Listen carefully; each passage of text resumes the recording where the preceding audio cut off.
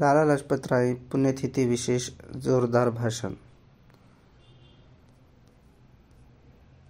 भारताच्या स्वातंत्र्य इतिहासात काही नावे सदैव तेजाने उजळलेली दिसतात आणि त्या तेजस्वी नावापैकी एक नाव म्हणजे पंजाब केसरी लाला लजपत राय.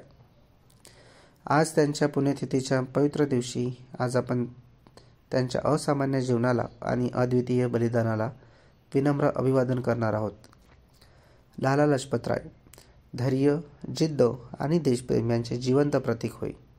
त्यांच्या आवाजात असा जाज्वल्य दम होता की पंजाब उठून उभा राहत असे. त्यांची लेखणी, त्यांचे विचार आणि त्यांचे नेतृत्व हजारो भारतीयांच्या मनात स्वातंत्र्याची ज्योत पेटवत होते.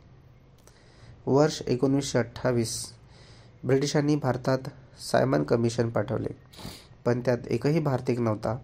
हे आपल्या राष्ट्राचा अपमान होता आणि त्या अपमानाविरोधात सर्वप्रथम उभे राहिले लाला लजपत राय. त्याने दिलेला नारा आजही इतिहासात घुमतो, Simon go back, Simon go back. आंदोलनाच्या वेळी ब्रिटिश पोलिसांनी अमानुष लाठीचार्ज केला.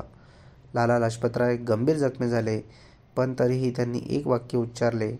भारताच्या इतिहासात सुवर्ण अक्षरांनी कोरले गेलेले वाक्य म्हणजेच माझ्यावर पडलेला प्रत्येक प्रहार ब्रिटिश राजवटीच्या अंताची घंटा आहे. काही दिवसांनी त्यांनी प्राणत्याग केला आणि भारताने एक महान वीरा गमावला. लाला लजपत राय गेले, पण त्यांचे बलिदान नव्या क्रांतीचा धगधगता ज्वालामुखी बनले. भगतसिंग, राजगुरू, सुखदेव यांना प्रेरणा मिळाली आणि स्वातंत्र्य लढा अधिक तेजाने पेटला.